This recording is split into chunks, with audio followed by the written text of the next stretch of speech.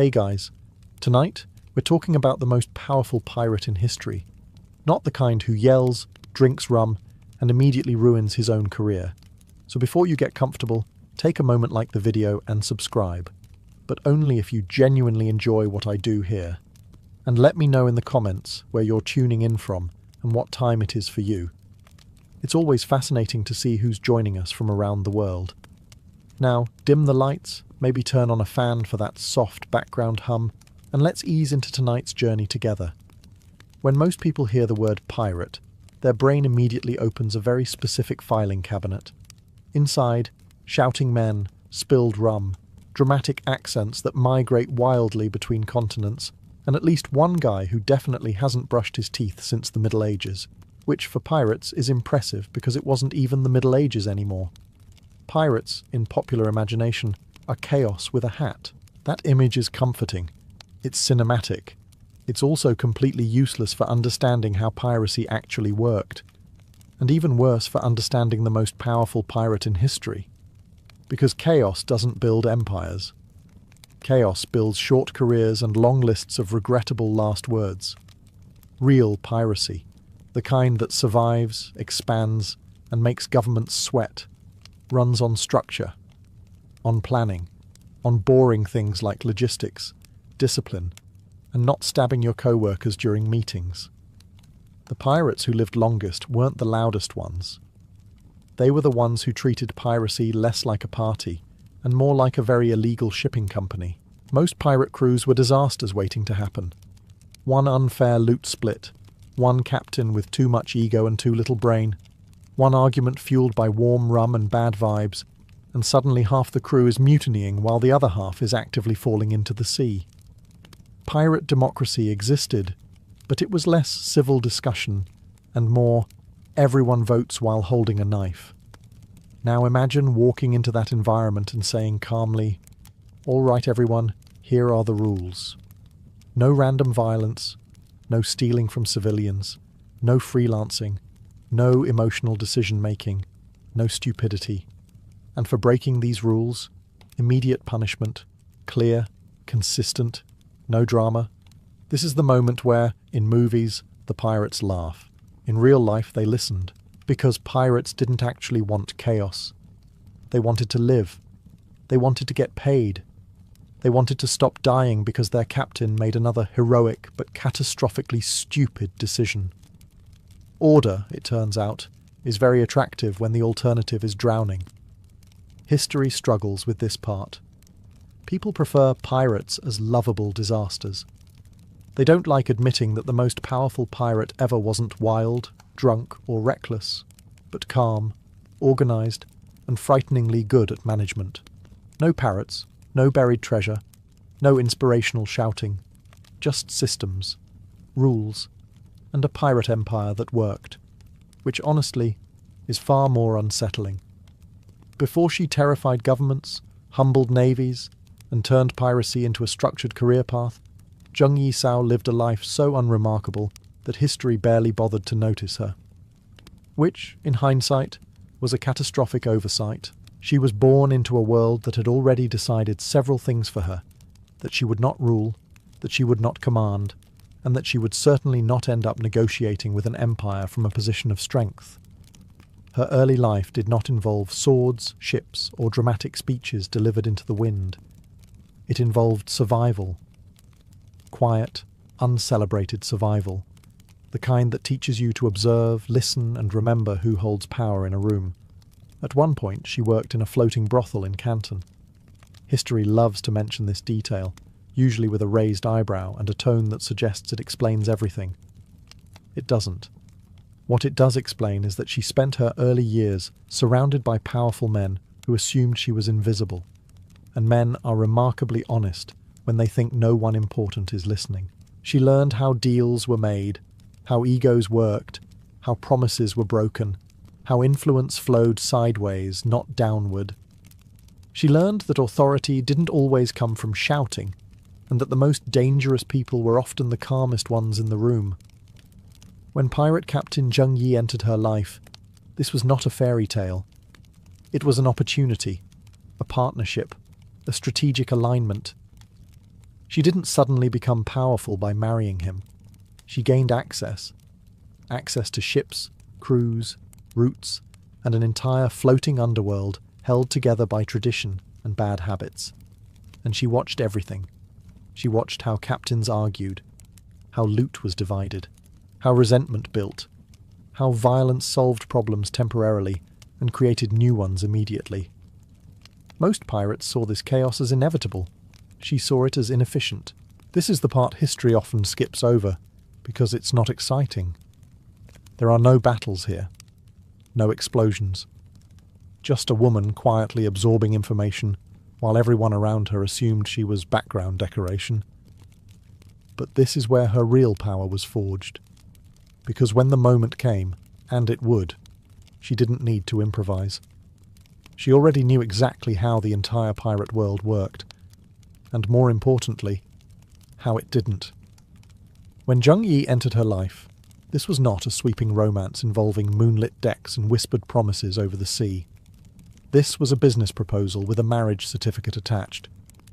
And both parties understood that perfectly. Zheng Yi was already a powerful pirate commander, leading a loose confederation of fleets that cooperated when convenient and argued constantly when not. It worked. Barely. Like many pirate organizations, it survived on tradition, intimidation, and the unspoken agreement that no one would ask too many questions as long as the loot kept coming. Marrying him did not magically grant her power. Pirates were not known for progressive views on leadership. What the marriage gave her was something far more valuable: proximity. She was suddenly close to captains, lieutenants, and decision-makers. She heard arguments before they became mutinies. She saw how alliances formed and collapsed. She watched men sabotage each other while insisting everything was fine. And most importantly, she noticed patterns. She noticed that pirate loyalty was fragile, that crews followed strength, not sentiment, that captains who ruled by fear lasted longer than those who ruled by charisma, but that fear alone still wasn't enough. People needed predictability. They needed to know the rules, even if the rules were brutal. Zheng Yi ran his fleet well by pirate standards, but pirate standards are forgiving. Leadership was personal. Justice was inconsistent.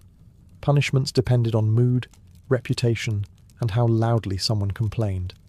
Chaos was accepted as part of the lifestyle, like scurvy or poor hygiene. She did not see chaos as inevitable. She saw it as wasteful. And while Zheng Yi led battles and negotiated alliances, she quietly built relationships. She spoke with captains, listened to grievances, positioned herself not as a rival, but as a stabilizing presence. Someone who remembered agreements, someone who didn't drink before meetings, someone who didn't solve every disagreement with a blade. Pirates noticed this, even if they didn't fully understand why it mattered yet.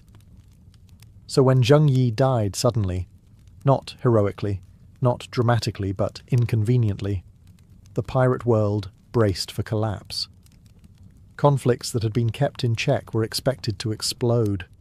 Fleets should have splintered. Rivals should have fought for dominance. Instead, something unexpected happened. She stepped forward, calmly, prepared, already knowing who would resist and who would fall in line.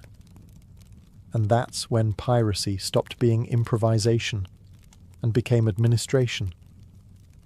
When Zheng Yi died, the pirate world did what it always did when leadership disappeared. It panicked, sharpened knives, and started quietly planning betrayals. Pirate confederations were not known for smooth transitions of power. They were known for sudden accidents, suspicious disappearances, and arguments that ended with someone being thrown overboard mid-sentence. By all historical logic, this should have been the end.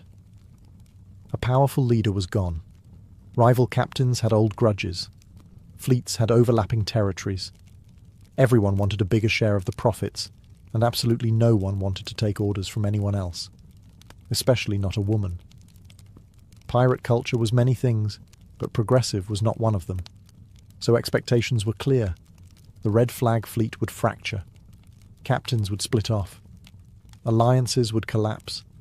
The sea would fill with smaller, weaker pirate bands fighting each other instead of merchants. And for a brief moment, it almost happened. Captains gathered. Voices rose. Old arguments resurfaced. Everyone waited for someone to make a move, preferably a violent one. Because violence was familiar. Violence was how pirates solved problems. What no one expected was patience. Zheng Yisao did not rush forward declaring herself ruler. She did not threaten. She did not plead. She did not perform the traditional pirate ritual of shouting loudly and daring someone to challenge her. Instead, she waited. She let the tension build. She let everyone reveal exactly what they wanted. Then she started talking. Quietly, individually, strategically. She reminded captains of existing agreements. She offered stability where chaos loomed. She promised predictable rules instead of arbitrary punishment. And when persuasion failed, she made it very clear that resistance would not be tolerated. Not emotionally, not dramatically, but efficiently. This was deeply unsettling to pirates. They were used to leaders who ruled through rage or charisma. She ruled through inevitability. Every option that didn't involve following her ended badly. Not immediately, which would have been exciting, but slowly, painfully, and without profit. And pirates, for all their reputation, were practical people. Within weeks the fleets aligned. Not because they suddenly respected her, but because she made it clear that fragmentation meant extinction. Unity meant survival. And she had already done the math. The Red Flag fleet did not collapse. It reorganized. And in that moment, piracy stopped being a loose criminal lifestyle and became something far more dangerous. A centralized power with a single mind at the helm. What made Zheng Yisao truly dangerous was not violence. Plenty of pirates were violent. What set her apart was that she understood something most leaders never do. You don't need to swing a sword if everyone already knows you'll win. She did not seize power by dueling rival captains on the deck at sunrise. There were no dramatic showdowns, no speeches about destiny, no inspirational shouting into the sea breeze. Instead, she did something far more unsettling. She organized. Her first move was not punishment, it was structure. She clarified chains of command. She confirmed territories. She standardized loot distribution. Every captain knew what they were owed when they were owed it, and what happened if they tried to take more. Pirates, it turns out, behave much better when accounting becomes predictable. Then came the rules. These were not vague pirate guidelines that could be ignored if you were loud enough. These were laws, written, memorized, enforced. Stealing from civilians meant execution. Disobeying orders meant execution. Rape meant execution. No debate, no exceptions, no dramatic appeals to pirate honor. The punishment was public and immediate. This shocked everyone. Not because pirates were suddenly offended by violence, but because violence was no longer random. It was controlled, purposeful, bureaucratic. Nothing terrifies criminals more than consistency. Zheng Yisao also understood incentives. Loyalty was rewarded. Competence was promoted. Captains who delivered results kept their ships. Captains who caused chaos quietly disappeared from leadership. She did not remove them in rage. She removed them in ways that felt inevitable, like gravity, and she listened. This part is often overlooked. She listened to grievances. She adjusted strategy. She paid attention to logistics, food supply, crew morale, ship maintenance. Under her rule, piracy became less romantic adventure and more well-run maritime operation with excellent benefits and terrible HR policies. The result was immediate. Mutinies dropped. Profits increased. Ships coordinated instead of competing. Pirates stopped fighting each other and focused on everyone else, which, historically speaking, is a bad sign for everyone else. Zheng Yisao didn't conquer through fear alone. She conquered through order. And once pirates realized life under her command meant fewer stupid deaths and more money, they stopped questioning her authority entirely. She didn't need to brandish a sword. The system itself did the cutting. Once Zheng Yisao had control, the pirate world stopped looking like a collection of unruly ships and started looking like something far more alarming. An organized fleet. Not a metaphorical one. A literal, color-coded, coordinated naval force known as the Red Flag Fleet. This was not branding. This was administration. The fleet was divided by coloured flags, red being the largest and most powerful, with each squadron assigned specific routes, responsibilities, and targets. This meant pirates stopped accidentally attacking each other, which had previously been a popular pastime. It also meant that when one fleet moved, others knew about it in advance. Coordination replaced guesswork. Strategy replaced vibes. Under Zheng Yisao, piracy became synchronized. Ships didn't just wander the sea hoping to bump into merchant vessels like drunk seagulls. They patrolled. They blockaded. They controlled choke points. Entire stretches of coastline became operational zones, which is pirate for don't even think about sailing here. And it worked. Merchants rerouted trade. Ports paid protection. Villages learned which flags meant negotiation and which meant immediate compliance. The Red Flag Fleet didn't need to attack constantly. Its presence alone was enough. That's the dream of every empire, to win without fighting, or at least without unnecessary fighting. What terrified governments most wasn't the number of ships. It was the discipline. Pirate fleets are supposed to collapse under pressure. They're supposed to fight among themselves. They're supposed to make mistakes. This one didn't. Orders were followed. Signals were obeyed. Retreats were organized. Captains reported up the chain instead of improvising heroic disasters. For imperial officials watching from the shore, this was deeply unsettling. They weren't dealing with criminals anymore. They were dealing with a rival power, one that didn't bother with paperwork, but understood logistics frighteningly well. And through all of this, Zheng Yisao remained distant. She didn't sail at the front waving flags. She didn't perform intimidation theatrics. She ruled from behind the scenes, issuing directives, approving plans, and letting her system do the work. The pirates didn't need to see her constantly. They felt her presence in the rules, the structure, and the consequences. By this point, piracy under Zheng Yisao wasn't a lifestyle. It was a profession, a career with benefits, and an extremely unforgiving retirement plan. Pirates are not supposed to have rules. That's kind of the brand. Rules are for governments, monasteries, and people who enjoy paperwork. Pirates, according to popular belief, are fueled entirely by impulse and poor life choices. Zheng Yisao disagreed.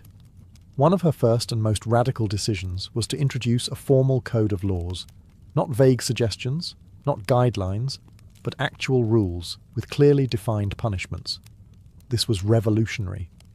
Pirates were used to captains making decisions based on mood, ego, or how recently they'd been insulted. Under her system, behavior was no longer a gamble. The rules were brutally simple. Disobey orders, execution. Steal from civilians, execution. Rape, execution. Immediate, public, and non-negotiable. Hiding stolen goods from the communal pool? You guessed it. This was not moral reform. This was quality control. Zheng Yisao understood something crucial. Unchecked cruelty is bad for business. Random violence scares merchants into avoiding your waters entirely, which means no loot. Assaulting civilians invites retaliation from governments. Internal theft breeds resentment, mutiny, and knives in backs. Her laws were not about kindness. They were about efficiency, and pirates, surprisingly, appreciated that. Knowing exactly where the line was meant, you could operate right up to it without fear of arbitrary punishment. The rules applied to everyone, captains included. That alone was shocking. Under previous leaders, captains could get away with almost anything as long as they were feared. Under Zheng Yisao, rank did not grant immunity, it granted responsibility, which is a terrifying upgrade. Punishments were public for a reason, not theatrical, instructional. Everyone knew what happened when rules were broken. There was no confusion, no debate, no appeals to emotion. The system spoke clearly, and only once. The result was immediate discipline. Pirates stopped freelancing. They stopped terrorizing villages unnecessarily. They followed orders. Loot flowed upward, was redistributed fairly, and morale improved in the deeply unsettling way that happens when criminals realize they're safer inside a system than outside it. To outside observers, this was horrifying. Governments expected pirates to implode under pressure.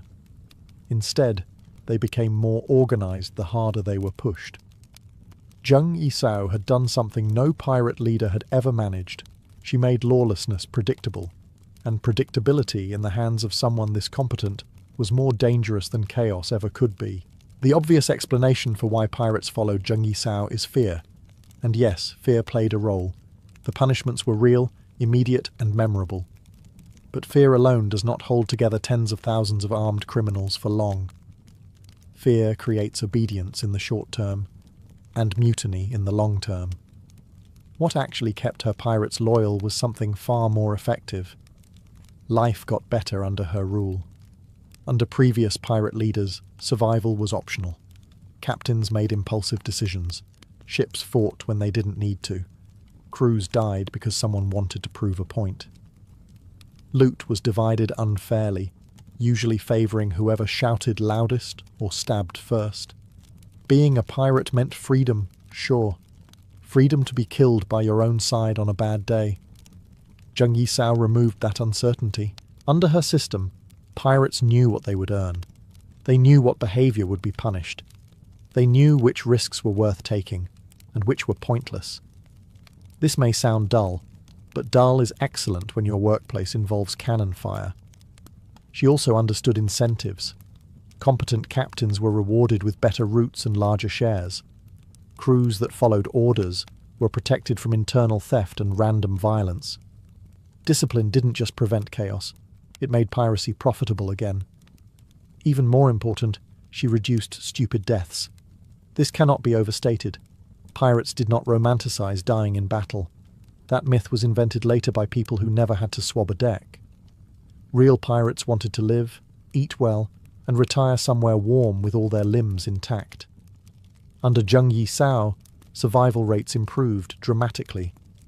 Fewer unnecessary fights, more coordinated attacks, clean retreats when situations turned unfavourable. And then there was fairness. Her laws applied to everyone. Captains could not abuse crew members without consequences. Favoritism decreased. Justice became consistent, harsh but predictable. Pirates might hate rules, but they hate arbitrary authority more. So obedience wasn't forced every day. It became habitual. By the time her empire reached its height, pirates weren't following her because they were terrified of her personally. Many had never even met her. They followed the system she built, because stepping outside it meant chaos, loss, and almost certainly death. In the end, Zheng Yisao didn't rule like a tyrant shouting from the deck. She ruled like gravity, always present, impossible to argue with, and absolutely unforgiving if ignored. For a long time, governments treated piracy the way people treat bad weather. Unpleasant, annoying, and largely unavoidable. You lost a few ships, merchants complained, officials shrugged, and life went on. Pirates were criminals, not competitors. Zheng Yisao changed that calculation. Suddenly, trade routes stopped functioning normally. Merchant ships vanished or refused to sail altogether. Coastal towns learned, very quickly, that paying pirates was cheaper than trusting the navy. Entire regions of the South China Sea operated under an unspoken understanding. If the red flag fleet allowed you to trade, you traded. If it didn't, you didn't. This was not a nuisance. This was economic disruption. Officials began to realize something deeply uncomfortable. They were no longer dealing with scattered criminals. They were dealing with a parallel power structure that collected revenue, enforced laws, and controlled territory. And unlike a traditional government, this one moved. Reports poured in describing pirate fleets that coordinated attacks, withdrew strategically, and returned exactly when expected. This was not how pirates were supposed to behave. Pirates were supposed to be impulsive, sloppy, predictable in their unpredictability. These ones were efficient. Imperial officials tried issuing orders. They tried increasing patrols. They tried pretending the problem wasn't that serious. That phase did not last long. Merchant losses mounted. Tax revenue declined. Local authorities began quietly negotiating on their own, because being alive and employed tomorrow was more important than loyalty to distant superiors. And then there was the humiliation factor. Navies were built to fight other navies, not criminals with better local knowledge, faster ships, and zero interest in playing fair. Every failed engagement made the situation worse. Each loss didn't just weaken the state materially, it made the pirates look legitimate by comparison. The most alarming realization was this: the pirates were not trying to overthrow the government. They weren't announcing revolutions or claiming divine authority. They were simply operating so effectively that the state's authority became optional. That's the nightmare scenario. When people stop asking whether the government can protect them and start asking whether pirates will leave them alone, legitimacy collapses quietly. No speeches, no declarations, just a shift in who people listen to. By this point, the question was no longer, how do we stop her? It was, how do we survive this without looking completely powerless? And that's when the situation moved from policing to negotiation. When negotiation failed to restore control, governments did what governments always do when embarrassed. They reached for ships, uniforms, and confidence that was not entirely deserved. The Qing Navy prepared to confront the Red Flag fleet directly, fully expecting that once real warships arrived, the pirate problem would politely collapse. It did not. On paper, the Navy had every advantage. Larger ships, heavier guns, formal training, officers with ranks, medals, and impressive hats. What they did not have was flexibility, or any meaningful experience fighting an enemy that refused to behave like a navy. Zheng Yisao's fleets did not line up for glorious battles. They did not announce themselves. They did not stay put. They struck quickly, retreated before reinforcements arrived, and vanished into familiar coastal waters where imperial ships struggled to maneuver. When pursued, pirate vessels scattered like birds, only to regroup hours later somewhere else entirely. Naval commanders were furious. How do you defeat an enemy that refuses to stand still and insists on choosing when, where, and whether to fight? Worse still, pirate intelligence was excellent. Local fishermen, merchants, and coastal communities often warned the pirates of naval movements long before the ships arrived. Sometimes this was fear. Sometimes it was profit. Sometimes it was simple pragmatism. The pirates were closer. The navy was distant. People made rational choices. Engagement after engagement ended the same way. The navy would approach. The pirates would withdraw. Smaller imperial vessels were isolated and captured. Larger ships struggled to bring their firepower to bear against faster, more maneuverable targets. Every failure made the next operation harder, because morale eroded quickly when sailors realized they were fighting a smarter opponent. The psychological damage was worse than the material losses. A navy that cannot defeat pirates begins to look unnecessary. Officials noticed. Merchants noticed. Pirates definitely noticed. Each failed campaign reinforced the idea that the Red Flag fleet was untouchable. Not invincible, but uncatchable. And there is a difference. Zheng Yisao did not need to destroy the navy. She only needed to make it ineffective. And she succeeded. By the time officials admitted the truth, the situation had reversed completely. The state was no longer suppressing piracy. It was reacting to it. And once a government is reacting instead of controlling, the battle is already lost, even if no one is ready to say it out loud yet. By this point, something deeply uncomfortable had happened. Zheng Yisao was no longer being hunted. She was being accounted for. Officials stopped asking how to destroy her fleets and started asking how to avoid provoking them. Merchant captains adjusted routes based not on weather, but on pirate schedules. Coastal towns learned which flags meant negotiation and which meant immediate compliance. This is usually the moment in history when someone quietly admits, We may have lost control of the situation, and then pretends that was always the plan. Zheng Yisao had achieved what most rebels, pirates, and warlords never manage. She made herself unavoidable. She controlled shipping lanes. She controlled food supplies. She controlled information along the coast. And she did it without ever declaring herself a ruler or claiming a throne. There were no crowns, no proclamations, just results. This made her extremely difficult to fight. Navies can attack armies. Governments can crush rebellions. But how do you attack a system that has already woven itself into everyday life? Remove the pirates, and trade collapses. Remove the pirates, and coastal protection disappears. Remove the pirates, and suddenly everyone remembers how ineffective the official navy was before all this started. At her peak, Zheng Yisao did not need to issue constant orders. The structure she built ran itself. Captains enforced rules, crews followed procedure, punishments happened automatically. Even loyalty became self-sustaining, because defecting meant losing protection, income, and survival. This is the moment she became truly dangerous. Not when she had the most ships, not when she won the most battles, but when she no longer needed to prove anything. Governments realized that even if they somehow destroyed part of her fleet, the rest would continue operating. Like trying to punch fog and being surprised when your hand stays wet. She wasn't a single point of failure. She was redundancy, and perhaps most unsettling of all, she didn't seem interested in pushing further. She didn't demand territory. She didn't attempt to overthrow the empire. She simply existed, powerful enough to ruin trade, stable enough to keep it flowing, and smart enough not to overreach. This left officials with an impossible choice. Continue losing resources in a war they couldn't win, or accept that the most powerful force in their waters wasn't wearing a uniform. And once that realization settled in, the next step became inevitable. Negotiation. After years of defeating navies, humiliating officials, and running the most efficient pirate organization in history, Zheng Yisao did something no pirate legend prepares you for. She stopped. Not because she was losing. Not because she was betrayed.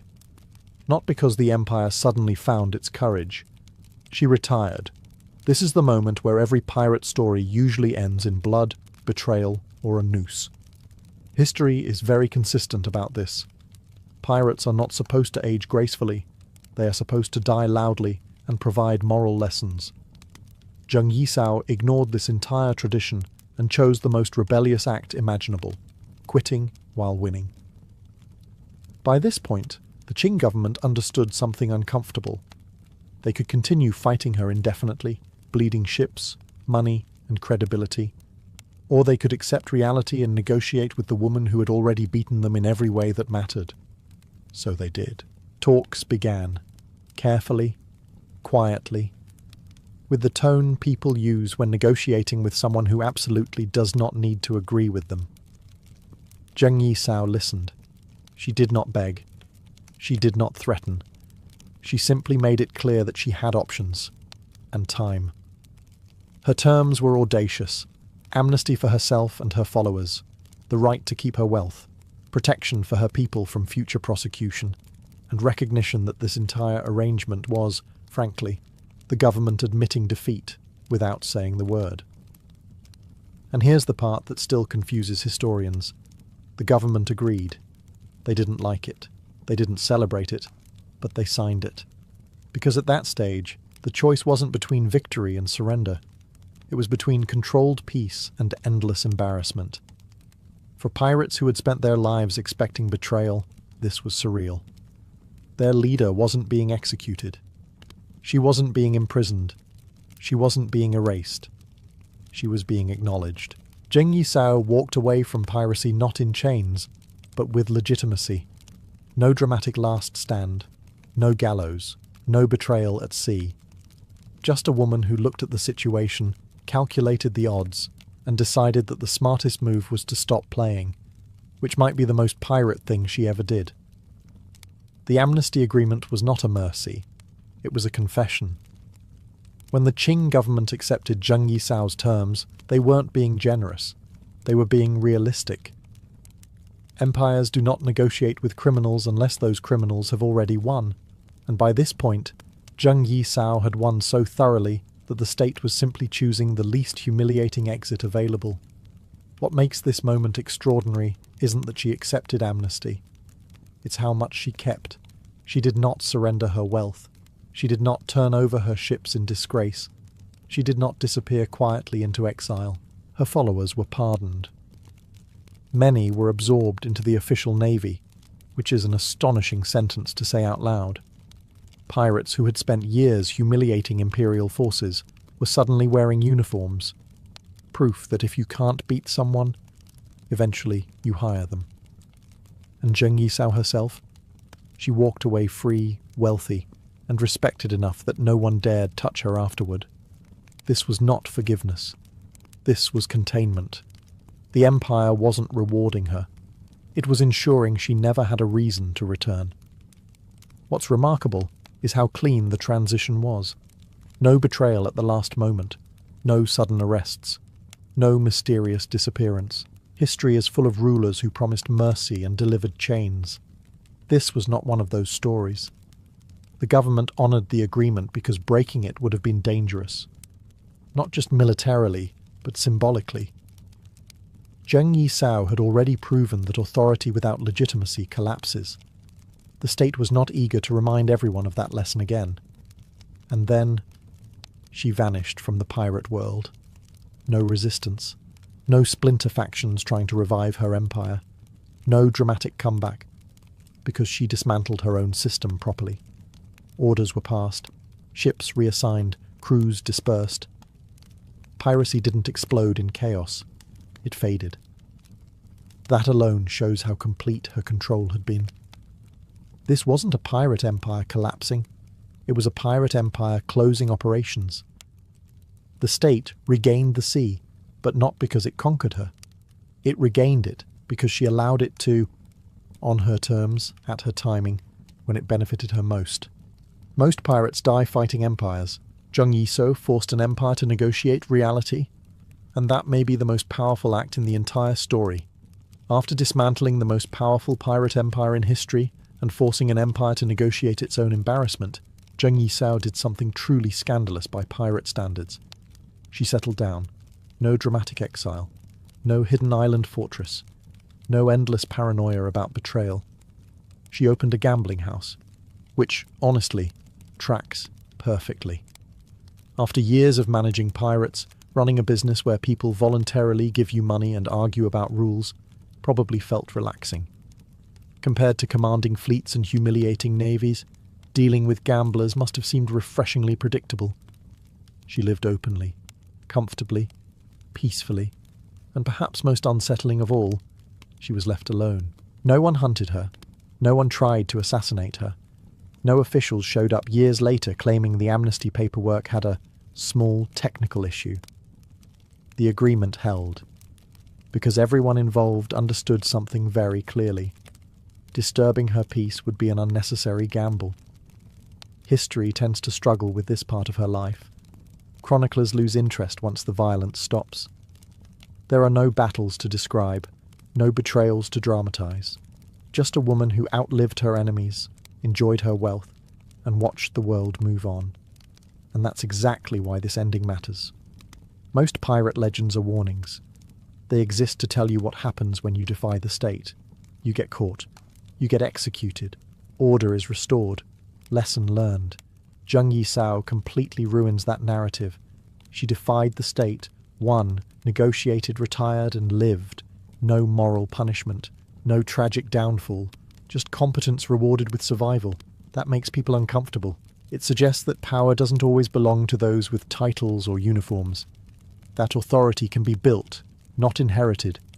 That systems matter more than bravado. And that sometimes the smartest move isn't one last glorious fight. It's knowing when to stop.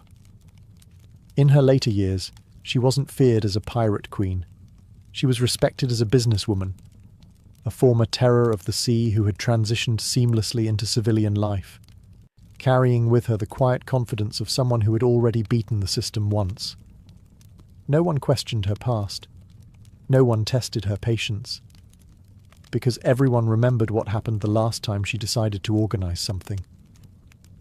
History has produced many pirates: loud pirates, violent pirates, charismatic pirates, pirates who died screaming, pirates who were betrayed, pirates who became cautionary tales told by governments to scare people into obedience. And then there was Zheng Yisao. The reason no pirate ever matched her is not because she was more brutal. Many were worse. It's not because she was luckier. Plenty of pirates had lucky streaks. It's because she understood something that almost everyone else missed. Piracy is not about rebellion. It's about systems. Most pirates chased freedom. Zheng Yisao chased stability. Most pirates lived moment to moment. She planned years ahead. Most pirates ruled through fear alone. She ruled through structure, and fear just happened to come with it. She didn't romanticize piracy. She professionalized it. She stripped away the nonsense, the ego, the pointless violence, and replaced it with rules that worked. And because those rules worked, people followed them. Not because they were inspired, but because life under her command was simply better than the alternative. That's what makes her legacy uncomfortable.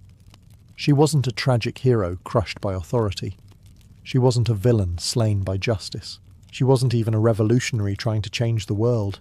She was a manager, a terrifyingly competent one, and that's why history struggles to place her neatly. She doesn't fit the moral frameworks we prefer.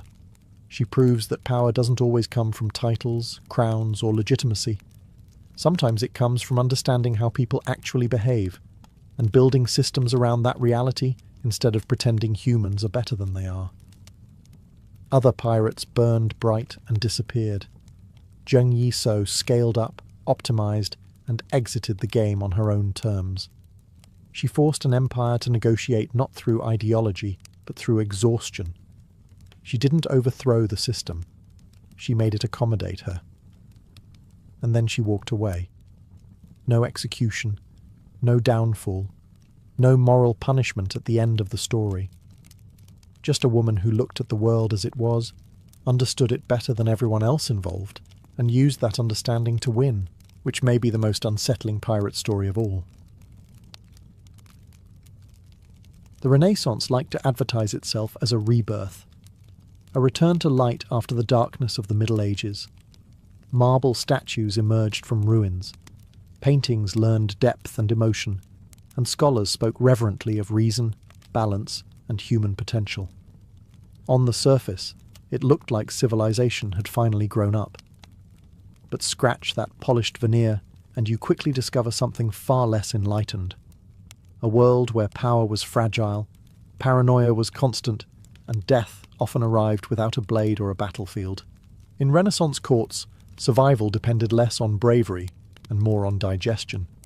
Kings, popes, dukes, and wealthy merchants lived with the constant knowledge that their greatest threat was not an invading army, but the person pouring their wine. Politics was intimate. Rivals did not shout across fields. They shared dinners, marriages, baptisms, and bedrooms. And in such close quarters, poison was the perfect solution. Silent, discreet, deniable. And best of all, it let everyone pretend nothing violent had happened at all. This was an age obsessed with appearances. Public executions were frowned upon when the victim was powerful enough. Open murder caused scandals, vendettas, and inconvenient questions. Poison, on the other hand, preserved decorum. A man could fall ill. A woman could waste away. A rival could die naturally, while the court nodded solemnly and quietly adjusted the seating arrangement.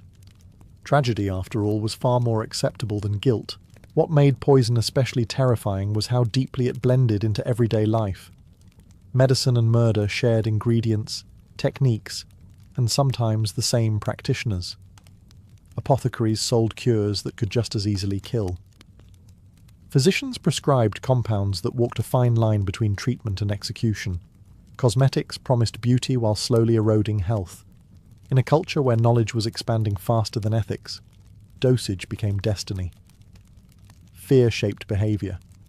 Tasters sampled food. Cups were swapped mid-meal. Rings were designed with hidden compartments. Gloves, books, even holy objects were treated with suspicion. Trust was rare, and loyalty was temporary. Everyone knew someone who had taken ill unexpectedly, and everyone had theories about why. The Renaissance celebrated the human mind, but it also revealed the human appetite for control. Poison was not just a weapon, it was a philosophy. It allowed rulers to shape the future without appearing cruel. It let ambition operate behind a mask of civility, and it thrived precisely because the age believed itself too refined for brutality. This was the paradox of the Renaissance. While artists painted angels and philosophers debated virtue, power flowed through kitchens, cosmetics, and medicine chests. The era did not abandon violence. It simply learned to dissolve it, stir it gently, and serve it in a cup. Poison did not succeed in the Renaissance because people were cruel. It succeeded because people believed they were being rational. This was an age intoxicated by learning, experimentation, and the idea that nature could be mastered if studied closely enough. Alchemy blurred into chemistry, medicine overlapped with philosophy, and curiosity often ran far ahead of caution. In that environment, poison was not some shadowy art. It was a logical extension of Renaissance science. Unlike a sword or a dagger, poison required patience and planning. It demanded knowledge of plants, minerals, and bodily reactions. Arsenic, mercury, belladonna, hemlock. These were not exotic curiosities, but familiar substances discussed in scholarly texts and sold by respectable apothecaries. What mattered was not the substance itself, but the dose. The difference between a cure and a corpse could be measured in grains. This ambiguity made poison terrifyingly respectable. A physician could prescribe a compound to rebalance the humours, while quietly accelerating a patient's decline. Symptoms often mimicked common illnesses: fever, vomiting, weakness, wasting. Death came slowly, politely, and with plausible deniability. No screams, no blood. Just a body that failed, one organ at a time. Renaissance thinkers believed the body was a system governed by balance. Poison disrupted that balance, but so did disease. That overlap made accusations difficult to prove and easy to dismiss. If a rival died, was it murder or simply fate? Courts preferred not to ask. Asking meant admitting vulnerability, and vulnerability invited panic. The real danger was not ignorance, but confidence. Educated elites trusted their doctors, their cosmetics, their food, and their household remedies. They believed knowledge made them safe. In reality, it made them predictable. A man who took daily tonics could be poisoned gradually. A woman who applied beauty treatments could be exposed over months. Familiar routines became perfect delivery systems. Meanwhile, protective measures only increased paranoia. Food tasters reduced risk but did not eliminate it. A delayed toxin could outweight them. Swapping cups mid-meal became common, which simply spread suspicion instead of safety. The court became a laboratory of mistrust, where everyone observed everyone else, searching for signs of guilt in coughing fits and pale skin. Poison thrived because it fit the Renaissance worldview. It was subtle, intellectual, and efficient. It rewarded foresight rather than strength. And most importantly, it allowed people to believe that death, when it came, was still part of the natural order, even when it had been carefully measured, mixed, and served by human hands. If poison was the weapon, the court was the perfect terrain. Renaissance courts were dense ecosystems of ambition, envy, and forced proximity. Everyone watched everyone else, because everyone depended on everyone else. For favours, protection, marriages, and survival. You could not simply avoid your enemies. You dined with them, prayed beside them, and smiled as they congratulated you on your good health. These courts were not large by modern standards. Power clustered tightly around a ruler, and access mattered more than armies. A whispered word in the right ear could outweigh 1,000 soldiers. That closeness made direct violence awkward, Stabbing a rival in a corridor raised too many questions. Poison solved that problem elegantly. It worked best in places where trust was mandatory and privacy non-existent. Meals were social rituals and political theatre. Who sat where, who was served first, who poured the wine, every detail carried meaning. These were also the moments of greatest vulnerability. Food passed through many hands before reaching the table, each step an opportunity. Kitchens were busy, hierarchical spaces, filled with servants who could be bribed, threatened, or quietly replaced. A single altered dish could reshape the future of a state, but poison did not always come from below. Often, it moved laterally or downward. Family members, spouses, siblings, even children became suspects. Dynastic politics made relatives dangerous. An inconvenient heir, a fertile wife, or a rival cousin represented instability. Removing them quietly preserved appearances and prevented open conflict. Grief could be displayed. Questions could be discouraged. The psychological effect was corrosive. Courtiers learned to read bodies obsessively. A cough became suspicious. Weight loss sparked rumours. Sudden fatigue invited speculation. Illness was no longer private. It was political information. A dying man could trigger a scramble for influence long before his death, making poisoning both a cause and a catalyst for chaos. Ironically, the more refined a court became, the more lethal it grew. Manners replaced armour. Silk replaced steel. Yet violence did not disappear. It simply adapted. Power flowed through cups, gloves, powders, and perfumes. Assassination no longer required strength or courage, only access and timing. In this environment, poison was not just a method of killing. It was a language, a way to negotiate succession, settle disputes, and remind everyone present that survival depended on discretion. The court was not a place of safety. It was a hunting ground, quiet, elegant, and always watching for the moment when a rival grew just weak enough to fall. Poison did not always arrive in a cup. Sometimes it was brushed onto the skin, dabbed behind the ears, or dusted across the face in the name of beauty. The Renaissance obsession with appearance created an unexpected pathway to death, one that moved slowly, quietly, and almost lovingly. Cosmetics were not merely decorative. They were chemical experiments worn daily, and women bore the greatest risk. Pale skin was fashionable. It signalled wealth, leisure, and separation from outdoor labour. To achieve it, women applied powders and creams containing lead, mercury, and arsenic.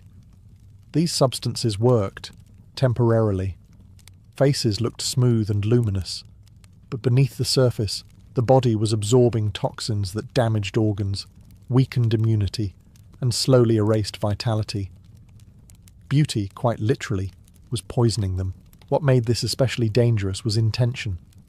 Not all cosmetic poisoning was accidental. Beauty routines were private, repetitive, and trusted. A maid prepared creams, a confidant gifted powders, a husband encouraged treatments. Small alterations went unnoticed. Symptoms appeared gradually: headaches, hair loss, tremors, fatigue. Nothing dramatic, nothing provable, just a body quietly failing. Women at court lived under intense scrutiny. Fertility, loyalty, and obedience mattered more than longevity. A woman who could no longer bear children or whose health declined could be replaced. Poison through cosmetics offered a solution that preserved dignity. No scandal, no accusation. Simply delicate health, followed by mourning and remarriage. Men were not immune, but they were less exposed. Their power was public, their routines shared. Women's power, when it existed, operated in domestic and intimate spaces. The very spaces where poison worked best. Bedrooms, dressing rooms, bath chambers. These were arenas of influence, but also of vulnerability. Medical advice only worsened the problem. Physicians prescribed treatments that compounded toxicity. A rash meant more ointment. Fatigue meant tonics. Each remedy added another layer of damage. Because knowledge was incomplete but confidence was high, harm continued under the banner of care. Poison in this form blurred moral boundaries. Was it murder if the victim applied it themselves? Was it cruelty if everyone believed it was beauty? Responsibility dissolved into routine. Death became nobody's fault. In the Renaissance, power did not always kill quickly. Sometimes it waited, sometimes it smiled, admired a woman's pale complexion, and praised her elegance, all while knowing the cost would be paid slowly, quietly, and without witnesses. In the Renaissance, the people most trusted to preserve life were often the ones best equipped to end it. Apothecaries and physicians occupied a strange position in society, educated, respected, and dangerously powerful. They understood substances most people feared, and they operated behind a veil of Latin terminology and professional authority. When poison entered the body disguised as medicine, suspicion rarely followed. Apothecaries stocked shelves with roots, resins, minerals, and powders sourced from across Europe and beyond. Many of these ingredients were inherently toxic. Arsenic was common, mercury was fashionable, opium soothed pain but dulled judgment. Belladonna relaxed muscles but stopped hearts. What separated cure from catastrophe was measurement, and measurement was entirely in human hands. Physicians were trained to believe they were restoring balance, not preventing death. Renaissance medicine revolved around humours, temperaments, and cosmic influences. If a patient worsened, it was often blamed on fate, imbalance, or divine will, not treatment. This belief system created perfect cover. A poisoned patient did not look murdered, they looked misdiagnosed. The relationship between patient and doctor was deeply unequal. Elite patients trusted their physicians implicitly, especially when illness threatened their position or legacy. A ruler weakened by sickness became vulnerable. A doctor who accelerated that decline could reshape succession without drawing a blade, and because physicians moved freely between households, their access was unrivaled. Apothecaries, meanwhile, operated at the intersection of commerce and secrecy. They prepared compounds privately, recorded recipes selectively, and answered only to their patrons. A slight alteration in preparation could change everything. Too much of an ingredient, prepared too frequently, delivered over weeks instead of days. This was death by protocol. Not all practitioners were malicious. Many believed they were helping, but the system rewarded discretion over accountability. Autopsies were rare. Toxicology did not exist. If a body failed, explanations followed conveniently. Weak constitution, melancholy, bad air. This environment bred fear and cynicism. Powerful figures employed multiple physicians, comparing prescriptions and watching for contradictions. Some rotated doctors regularly. Others took preventative antidotes daily, poisoning themselves lightly in the hope of building tolerance. Survival became a medical arms race. In the Renaissance, medicine and murder were not opposites. They were neighbours. And sometimes they shared the same prescription pad. As poison became an accepted political reality, survival strategies evolved alongside it. Renaissance elites did not sit passively, waiting for death to arrive in a cup. They armed themselves with countermeasures, antidotes, tasters, rituals, and habits designed to create the comforting impression of control. The key word, unfortunately, was impression. Food tasters were the most visible defense. A trusted servant sampled dishes before they reached the table, performing loyalty with every bite. But poison adapted easily. Some toxins acted slowly, others accumulated. A taster might survive the first spoonful, while the intended victim consumed a full portion over weeks. Protection became theatre, reassuring but incomplete. Antidotes were another obsession. The most famous was theriac, a complex compound containing dozens of ingredients, including opium, herbs, spices, and sometimes snake flesh. It promised protection against almost everything: poison, plague, corruption of the humours. It was expensive, rare, and often ineffective. Yet rulers consumed it religiously, believing that complexity equaled power. If poison was sophisticated, the cure had to be more so. Some elites practiced controlled poisoning. They ingested tiny amounts of toxins regularly, hoping to build tolerance. The logic made sense in theory. In practice, it damaged organs, weakened bodies, and shortened lives. But it offered psychological comfort, which in Renaissance politics was often worth more than health. Behaviour changed too. Cups were swapped mid-meal. Food was shared publicly to demonstrate trust. Dishes were simplified. Spices were viewed with suspicion because they masked flavours. Even hospitality became dangerous. Accepting gifts of food or drink carried risk. Declining them carried insult. Every interaction became a calculation. Paranoia reshaped daily life. Illness prompted investigations. Servants were interrogated. Physicians were dismissed. Kitchens were reorganized. And still, deaths occurred. Because poison thrived not on ignorance, but on routine. The more systems people built to defend themselves, the more predictable their behavior became. The greatest illusion was that knowledge equaled safety. Renaissance elites believed that education, science, and preparation made them immune. In reality, poison succeeded because it respected none of those boundaries. It exploited trust, habit, and the human need to believe we are in control. Antidotes did not eliminate fear, they institutionalized it. They turned survival into a daily ritual, one swallow at a time, while reminding everyone at the table that civilization, for all its learning and refinement, was still fragile enough to be undone by a single measured dose. By the late Renaissance, poison had become so embedded in political thinking that nearly every important death inspired suspicion. When a powerful figure fell ill, the question was no longer if poison was involved, but who had administered it, and whether they had been clever enough to get away with it. Illness itself became circumstantial evidence. Symptoms were scrutinized like court documents. Sudden vomiting suggested one substance. Lingering weakness suggested another. A ruler who declined over months was said to have been worked on, while one who died quickly had been sloppy poisoned. These were not medical diagnoses, they were political interpretations. Facts mattered less than usefulness. What made poison so attractive was not just effectiveness, but ambiguity. A death blamed on poison could never be fully proven, which meant it could never be fully punished. Accusations floated freely, often weaponized after the fact. If a succession went poorly, poison had surely been involved. If a rival family rose too fast, someone must have cheated nature. Convenient illnesses solved difficult problems. A sickly heir justified bypassing succession. A dying spouse cleared the path for a more strategic marriage. A fading pope created opportunities long before the conclave convened. Poison did not merely remove people, it reordered time, accelerating outcomes that might otherwise take years.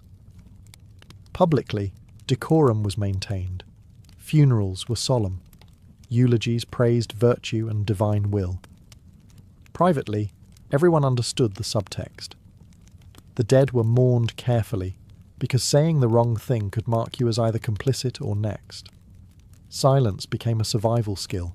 Even when poison was suspected, pursuing justice was dangerous. Accusing the wrong person invited retaliation.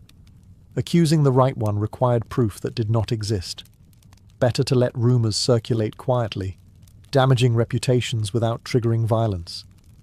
In this way, poison continued to act long after the victim was buried. The Renaissance liked to believe it had moved beyond medieval brutality. In truth, it had perfected something colder. Death no longer needed spectacle. It needed timing, patience, and a believable story. Illness provided that story, respectable, familiar, and endlessly flexible. By the end of the era, poison was no longer shocking. It was expected. And that expectation may have been its greatest success. An entire political culture trained to accept that power changed hands not only through war or law, but through bodies that simply failed at the most convenient moment. Poison did not end its work when the victim died. In many ways, that was when its influence truly began. Long after bodies were buried, poison lingered as rumour, accusation, and reputation. It reshaped how people were remembered, how families were judged, and how history itself was written. In the Renaissance, death by poison was not just an end, it was a narrative weapon. Because proof was nearly impossible, memory became malleable. A ruler who governed harshly was remembered as a poisoner. A family that rose too quickly acquired a toxic reputation. Women in particular were vulnerable to these accusations. Intelligence, ambition, or influence could be reframed as cunning and chemical cruelty. Poison was the perfect explanation for power that made others uncomfortable. Fear encouraged exaggeration. A single suspected poisoning could taint generations. Marriage negotiations were affected. Alliances reconsidered. Even physicians associated with suspicious deaths carried invisible stains. Reputation became a form of inheritance, passed down like property, except harder to escape. This atmosphere warped behavior. People performed innocence aggressively.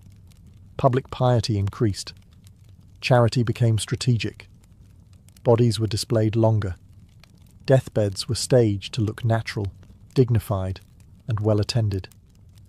A peaceful passing was political theatre, designed to deny rumours before they formed. Ironically, the more poison was feared, the more it was imagined. Not every illness was murder. Not every death was deliberate. Renaissance medicine was crude, sanitation was poor, and life expectancy was low. But poison provided a story that satisfied emotional needs. It gave meaning to loss. It assigned blame. It restored a sense of order in a world where mortality felt arbitrary. The afterlife of poison also affected law. Courts hesitated to prosecute suspected poisoners because failure meant public embarrassment. Success meant destabilizing powerful families. Silence remained the safest option. This reluctance reinforced poison's appeal, a crime that reshaped power while avoiding consequences. In the end, poison became a mirror. It reflected the anxieties of an age caught between faith and science, brutality and refinement. The Renaissance wanted to believe it had civilized violence. Poison proved that violence had simply learned better manners, and that fear, once introduced into a society, could survive far longer than any toxin in the bloodstream. The Renaissance eventually ended, but poison did not retire with it. What faded was not the method, but the mindset that made it seem acceptable, even sophisticated. Poison thrived in a world obsessed with control, appearance, and plausible deniability, and those values did not disappear when art styles changed or scientific language improved. What the Renaissance perfected was not chemistry, but discretion. It taught later generations that power could be exercised invisibly. That influence could be maintained without spectacle. That violence could be clean, quiet, and framed as nature doing its work. In this sense, poison was less a weapon than a lesson, one absorbed deeply by political culture. As forensic science slowly developed, poison lost some of its mystery. Autopsies became more common, chemical detection improved. But by then the principle had already migrated. Political assassination learned new forms: staged illnesses, medical negligence, administrative accidents. The Renaissance had demonstrated that killing was only one part of the act. Shaping the story mattered more. There is also a darker legacy in how medicine is remembered. The era blurred healing and harm so thoroughly that suspicion lingered long after practices improved. Trust in doctors became conditional. Treatments were questioned. Authority was no longer absolute. That skepticism, born in fear, eventually became a foundation for modern medical ethics. Proof that paranoia sometimes produces progress. Perhaps the most enduring consequence was psychological. Renaissance poison culture trained elites to think defensively, to assume betrayal, to equate intimacy with danger. That mindset calcified into institutions, protocols, and habits that still echo today. Security systems, food testing, medical oversight, all trace part of their lineage to an age that learned how vulnerable power truly was. The Renaissance celebrated humanity's potential. Poison exposed humanity's limits. It revealed how easily knowledge bends toward domination, how refinement does not eliminate cruelty, only disguises it. For every masterpiece painted, there was a quiet death no one dared explain. In the end, poison's greatest achievement was not the bodies it destroyed, but the trust it dissolved. And once trust is gone, no era, no matter how enlightened it believes itself to be, can ever fully escape the fear that someone, somewhere, is still stirring something into the cup. Roman baths were not built simply to clean bodies. That was the excuse. The real purpose was far more ambitious, to organize Roman society without walls, speeches, or laws. In a city bursting with people, noise, ambition, and anxiety, the bathhouse became a pressure valve. Dirt came off the skin, yes, but so did pretense, secrecy, and sometimes restraint. Rome was crowded, hot, and relentlessly public. Most people lived in cramped apartments with no private water supply. Washing at home was inconvenient at best, impossible at worst. The baths solved that problem, but they also created something new, a daily ritual that pulled citizens out of their homes and into a shared space where everyone could be observed. This was hygiene as social engineering. Inside the baths, the boundaries of daily life loosened. Senators soaked beside shopkeepers. Retired soldiers shared benches with poets. Freedmen and elites passed within inches of each other, naked and sweating under the same vaulted ceilings. Clothing, the clearest marker of status, was stripped away at the door. What remained was the body, and Romans judged bodies mercilessly. Scars told stories. Softness suggested indulgence. Strength implied discipline. The baths were a silent audit. This apparent equality was deceptive. Rome never truly forgot hierarchy. Wealthy patrons arrived with slaves to carry oils, towels, and spare sandals. Poorer citizens came alone, borrowing what they could or making do without. Everyone entered naked, but not everyone entered with the same confidence. The baths blurred class lines just enough to create tension, and tension fueled conversation. That conversation was the real currency. The baths were where news travelled fastest. Political rumours circulated between steam clouds. Business deals were floated casually. Personal rivalries sharpened. If you wanted to know who was rising, who was sick, who was bankrupt, or who was sleeping with whom, you listened in the baths. Silence there was suspicious. The state understood this power. Emperors funded massive bath complexes, not out of generosity, but strategy. A well-bathed population was calmer, healthier, and easier to manage. More importantly, it was distracted. As long as the water was hot and the marble gleamed, complaints softened. Roman baths were not an escape from society. They were society. Condensed, exposed, and constantly talking. A Roman bath was not a random collection of pools. It was a carefully designed experience, meant to guide bodies and behaviour with subtle efficiency. From the moment you stepped inside, architecture took control. Doors, corridors, and temperature shifts directed movement like an unspoken script. You didn't wander the baths. You followed them. The sequence was deliberate. Warm rooms prepared the body. Hot rooms pushed it to sweat, and cold plunges shocked it back to alertness. This progression wasn't just about cleanliness. It was about rhythm. Romans believed discipline came from routine, and the bathhouse trained that discipline daily. The body learned obedience through heat and cold, surrendering comfort in stages. These spaces were engineered for visibility. High ceilings amplified sound. Steam blurred faces but carried voices. Benches and pools forced proximity. You could not hide easily, and that was the point. The baths encouraged lingering, loitering, and observation. If the forum was where Rome argued publicly, the baths were where Rome watched privately. Movement through the bath mirrored Roman life. You entered together, progressed together, and exited together. Even the timing mattered. Certain hours attracted specific crowds, politicians early, labourers later, social climbers whenever they thought someone important might appear. The baths became predictable. and predictability made them useful. Luxury was also intentional. Marble floors, painted walls, and sculpted statues reminded bathers of imperial power. Even while naked and vulnerable, you were surrounded by symbols of order and control. The message was subtle but constant. Rome provides. Rome organizes. Rome is eternal. Cleanliness became propaganda. Yet comfort came with pressure. The longer you stayed, the more exposed you became, physically and socially. Conversations started casually, then deepened. Alliances formed.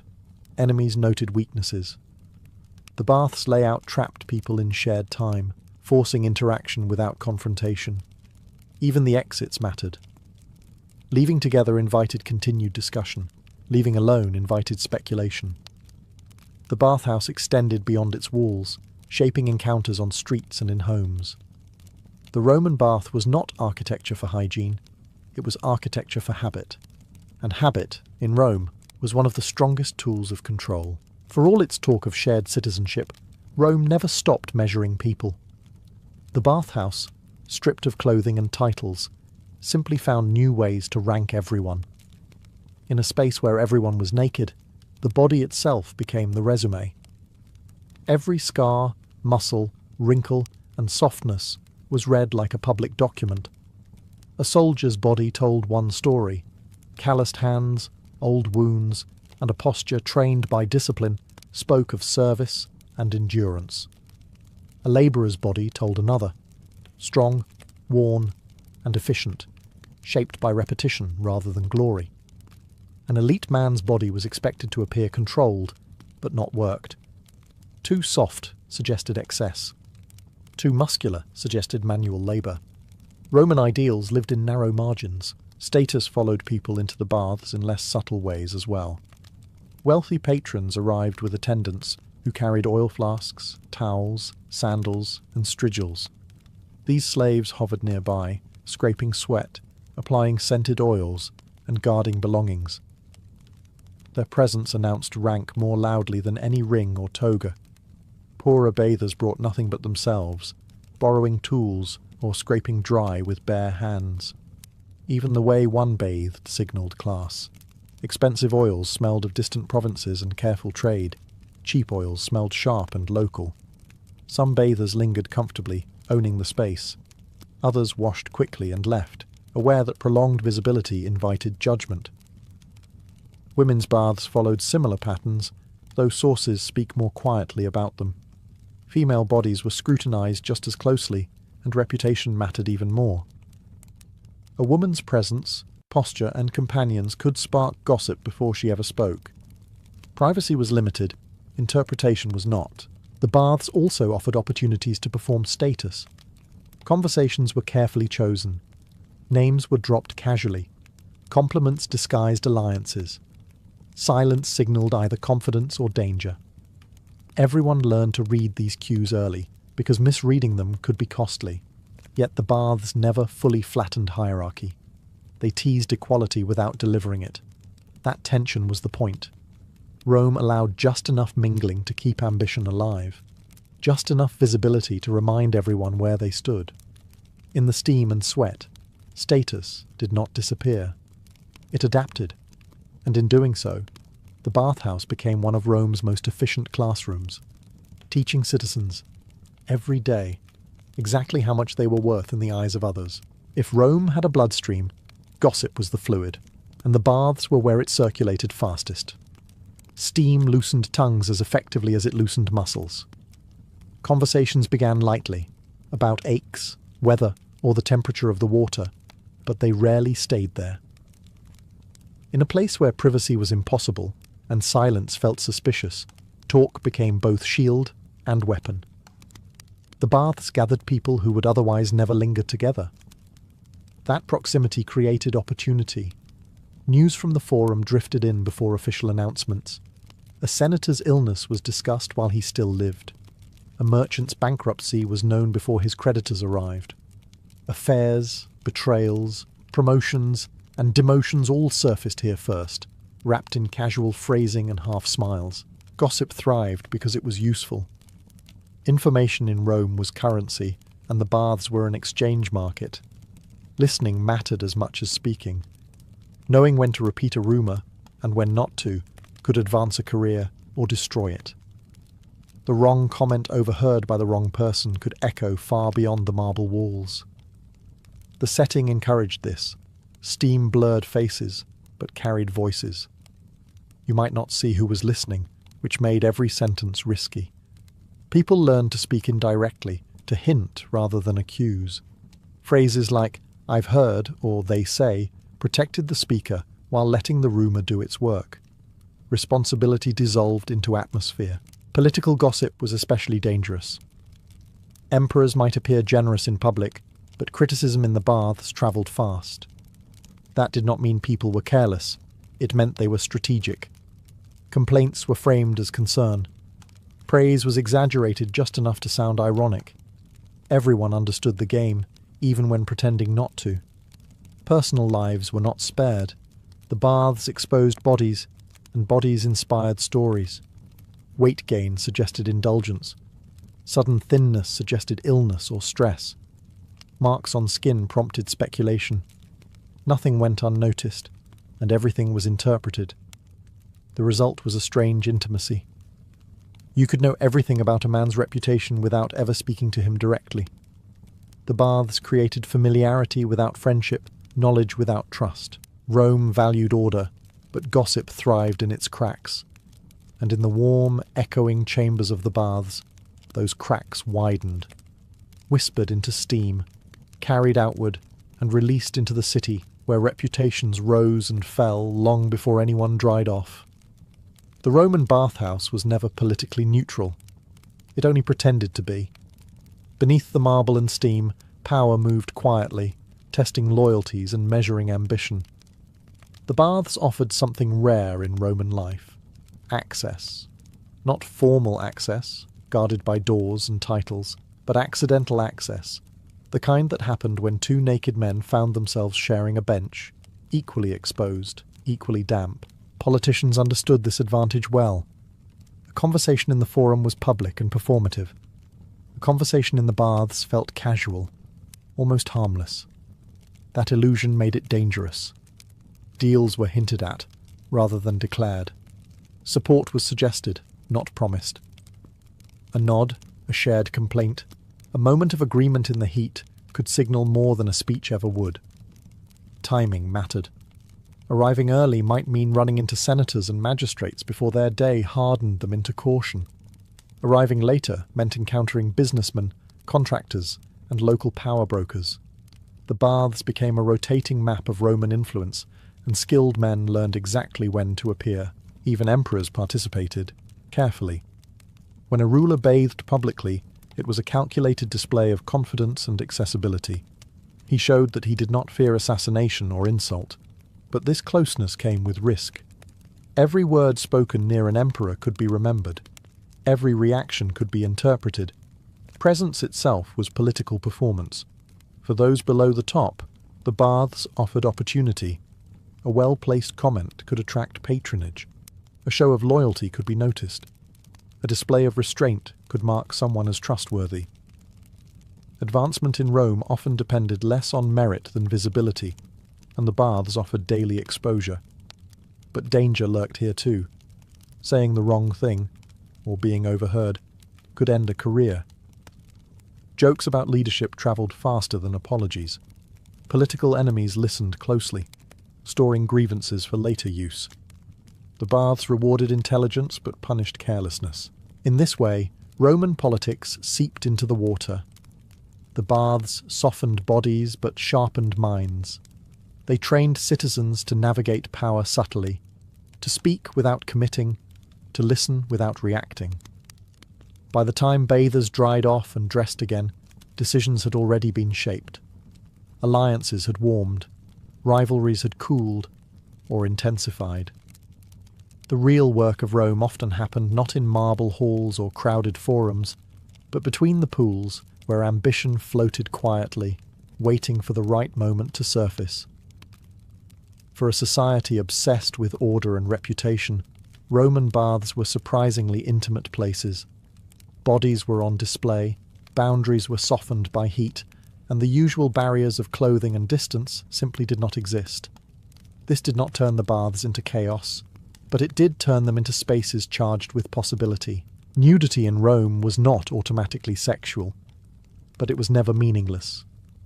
The way someone stood, moved, or made eye contact mattered. Confidence attracted attention. Awkwardness invited judgment. The baths allowed people to observe one another in a raw, unfiltered state, and that closeness inevitably produced desire, curiosity, and speculation. Flirtation in the baths was subtle. Open advances risked scandal, but signals were everywhere. Lingering glances, conversations that lasted just a bit too long, compliments framed as jokes, invitations to continue a discussion elsewhere. Because everything happened in public, discretion became part of the appeal. Being noticed without being exposed was a skill. These dynamics applied across genders and social lines. While many baths were segregated by time or space, overlap occurred, and rumours flourished. Even within single-gender spaces, desire did not disappear. Roman attitudes towards sexuality were complex, hierarchical, and deeply tied to power. Who desired whom mattered less than who held control in the interaction. The baths offered plausible deniability. Encounters could be framed as accidental. Conversations could be dismissed as harmless. Physical proximity could be blamed on crowded benches. This ambiguity protected reputations while allowing connections to form. At the same time, the baths amplified scrutiny. Being seen too often with the same person raised questions. Absence invited its own rumours. Desire became another form of social currency, one that could elevate or destroy depending on how carefully it was handled. What made the baths unique was not that Romans desired one another, they always had, but that desire unfolded under constant observation. Privacy was replaced by performance. Intimacy became something navigated rather than hidden. In this environment, the baths trained Romans to manage not only politics and reputation, but attraction itself, to feel without revealing too much, to engage without committing, to leave before anything became undeniable. The water washed the body clean, but it also stripped away excuses. And when Romans left the baths, wrapped again in cloth and status, they carried with them the quiet awareness that everyone had seen and remembered far more than they pretended. For all their marble, steam, and ritual, Roman baths were not nearly as hygienic as Romans liked to believe. The illusion of cleanliness was powerful, but it rested on fragile foundations. Water was reused. Pools were crowded. Oils, sweat, dirt, and bodily residue floated together, stirred constantly by human movement. The baths cleansed the senses more effectively than the body. Romans did not use soap in the modern sense. Instead, they coated themselves in oil and scraped it off with a strigil, removing dirt along with the oil. This method worked, up to a point, but the scraped mixture often ended up on the floor, the walls, or back into shared water. What left one body often found another. The popularity of the baths made them ideal environments for spreading illness. Skin conditions, eye infections, parasites, and fevers passed easily through shared spaces and tools. Towels were reused. Benches stayed warm and damp. Pools circulated people more efficiently than water, yet outbreaks rarely led to reform. The baths were too important socially to abandon. Romans understood disease imperfectly. Illness was blamed on bad air, imbalance, or fate rather than contamination. If someone fell sick after bathing, it was unfortunate but not incriminating. The baths themselves were rarely questioned. Cleanliness was associated with virtue, so the idea that a bathhouse could cause harm was uncomfortable. This contradiction reveals something essential about Roman priorities. The baths were not designed for health first. They were designed for cohesion. They kept citizens engaged, visible, and occupied. A slightly sick population was preferable to a restless one. As long as the baths functioned, complaints softened. Even emperors tolerated the risks. Closing baths meant unrest. Limiting access meant resentment. The water could be murky, but the political cost of draining it was higher. Despite this, Romans remained deeply attached to the idea that they were cleaner, more civilized, and more advanced than others. The baths symbolized that belief. To question them was to question Roman identity itself. In the end, Roman baths reveal a familiar human pattern. People will tolerate discomfort, risk, and even harm if the system gives them belonging. Cleanliness mattered, but belonging mattered more. And so the baths continued, crowded and imperfect, washing Rome not into health, but into something far more important: a shared sense of being Roman. Not everyone admired the Roman baths. In fact, some Romans worried that the baths were doing more than softening muscles. They were softening morals. Philosophers, moralists, and traditionalists complained that too much time in warm water led to laziness, indulgence, and a dangerous obsession with pleasure. The bathhouse, in their view, was not just a social hub, but a breeding ground for excess. These critics believed hardship built character. Cold water, restraint, and discipline were praised as old Roman virtues. The baths, with their heated rooms, scented oils, and leisurely pace, seemed suspiciously luxurious. Spending hours soaking and chatting looked less like civic duty and more like self-indulgence. For men raised on stories of stern ancestors and battlefield toughness, this comfort felt unearned. Excess showed itself in subtle ways. Some bathers visited multiple times a day. Others treated the baths as an extension of their dining rooms, snacking, drinking, and lingering long after the practical need to wash had passed. Expensive oils and perfumes turned cleanliness into competition. The baths became places to show off leisure, not efficiency. Moral panic also followed the mingling of bodies. Even when baths were segregated by gender or time, rumours persisted of improper encounters, blurred boundaries, and declining modesty. The very fact that nakedness was normalised unsettled those who believed social order depended on strict separation and visible restraint. Writers and satirists seized on these fears. They mocked bathgoers as weak, vain, and addicted to comfort. The baths were portrayed as places where serious men wasted time and serious values dissolved in steam. Yet the satire rarely slowed attendance. If anything, it confirmed how central the baths had become. What truly alarmed critics was not dirt or disease, but distraction. Time spent bathing was time not spent working, training, or serving the state.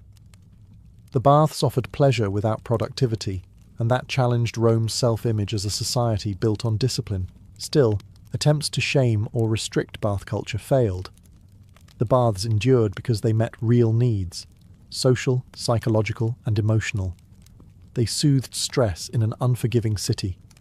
They offered routine in a chaotic world.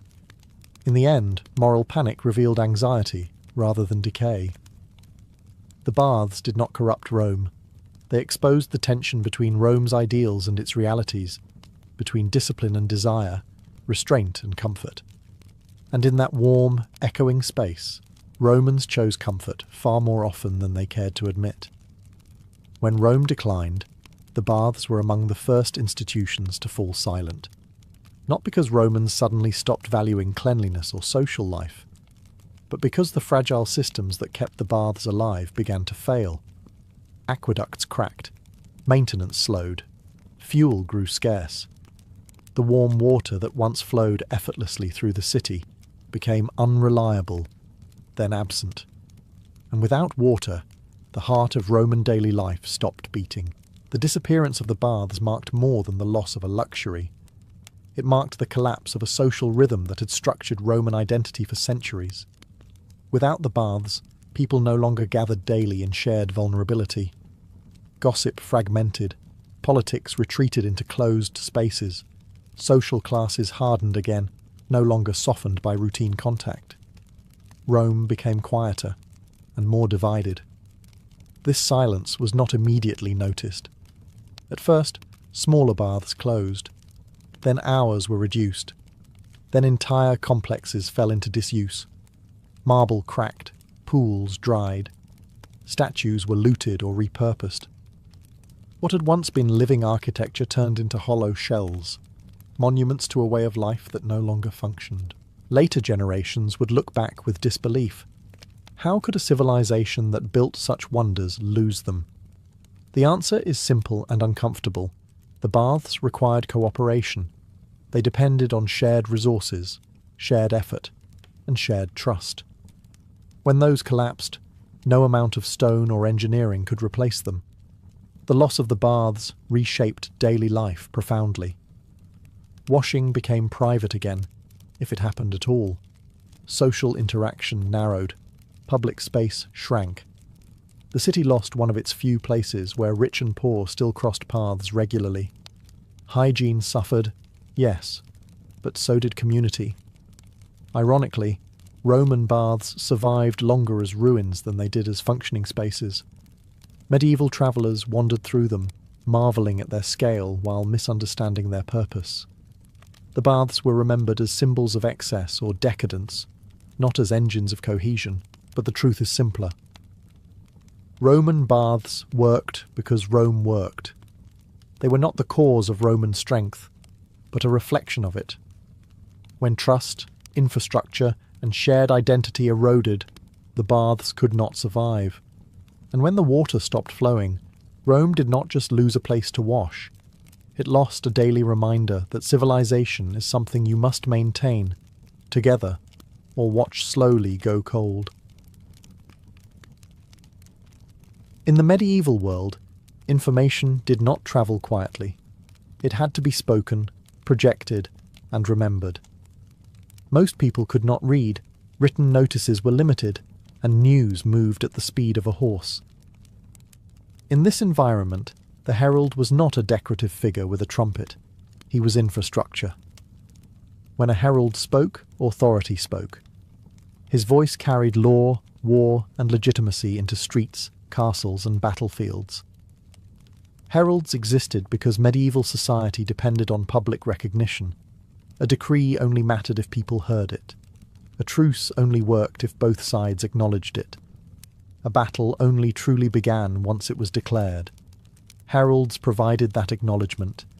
They did not persuade or debate. They announced. And once announced, the message became real. This gave heralds an unusual kind of power. They were protected figures, often granted safe conduct even between enemies. Killing a herald was not bravery. It was a crime against order itself. To harm one was to reject negotiation, to declare chaos preferable to rules. Even brutal war cultures understood this boundary. The messenger had to survive, or nothing else worked. Heralds were trusted because they were meant to be neutral. They did not fight. They did not command troops. They did not negotiate outcomes on their own authority. Their role was precision, to say exactly what was given to them, no more and no less. In a world where rumour could spark bloodshed, accuracy was survival. Their appearance reinforced this role. Heralds wore distinctive clothing, marked with symbols of the lord or ruler they served. These colours and emblems acted like a uniform of legitimacy. You might hate the message, but you recognised the messenger. That recognition mattered more than popularity. On the battlefield, heralds stood between armies, sometimes alone, sometimes under a banner, reading declarations of war, terms of surrender, or challenges. These moments were not symbolic. They were procedural. A battle without declaration was dishonourable. A surrender without a herald could be ignored. Words created legal reality. In towns, heralds proclaimed laws, executions, taxes, festivals, and royal births. Their announcements structured time itself, reminding people what mattered and when. Silence from a herald could be as significant as speech. In a loud, violent, and fragmented world, heralds provided something rare, a shared understanding. They were not powerful because they shouted. They were powerful because everyone agreed to listen. Heralds were not chosen for strength, bravery, or noble birth. They were chosen for something far rarer in the medieval world: reliable memory. In an age where records were scattered, inconsistent, or non-existent, a trained mind was more valuable than a strong arm. The herald's primary weapon was recall, precise, exhaustive, and disciplined. From early in their training, heralds were immersed in genealogy. They memorized family lines, marriages, titles, claims, and feuds stretching back generations. This was not trivia. In a society where inheritance determined power, knowing who had the legitimate right to land, banners, or command could prevent wars or justify them. A herald who made a mistake could spark violence. Heralds also studied coats of arms with obsessive detail. Colours, animals, symbols, and patterns mattered deeply. A lion facing left was not the same as one facing right. A stripe, a border, or a slight change in colour could distinguish one family from another. On a battlefield crowded with armoured men, these symbols were how allies were recognised and enemies identified. Misidentification could be fatal. This knowledge was tested constantly. Heralds were expected to identify knights in tournaments, list noble lineages accurately, and resolve disputes over precedence. Who stood closer to the king? Who entered first? Who had the right to bear certain arms? These arguments were not petty, they were political. Status was everything, and heralds enforced its rules. Unlike scribes, heralds carried this information into the field. Their memory had to function under pressure, noise, and danger. They could not consult books, they had to know. And they had to speak with confidence, because hesitation invited challenge. Training emphasized precision over creativity. Heralds did not improvise. They learned formulas, protocols, and exact phrasing. A declaration had to be delivered correctly, or it could be dismissed. Words were tools, and tools had to fit exactly. What made heralds exceptional was not intelligence alone, but discipline. They submitted their memory to structure. They became walking archives, trusted because they were consistent. In a medieval world where chaos was common and records fragile, heralds proved that knowledge, when carefully preserved and publicly recognized, could hold society together just as firmly as walls or weapons. When armies faced each other in the medieval world, violence did not begin immediately. First came words, and those words belonged to the herald. Before swords were drawn, a herald stepped forward, often alone, carrying nothing but a staff, a banner, or a trumpet. His presence signalled that what followed would be governed by rules, even if those rules ended in blood. Heralds announced declarations of war, challenges, and ultimatums. These were not ceremonial flourishes. A battle without formal declaration could be considered unlawful or dishonourable, weakening claims of victory and complicating ransom, prisoner treatment, and future negotiations. The herald's voice created legal clarity in chaos. They also negotiated from the edge of danger. Heralds delivered terms of surrender, requests for parley, and offers of truce. They did not decide these terms, but their delivery mattered.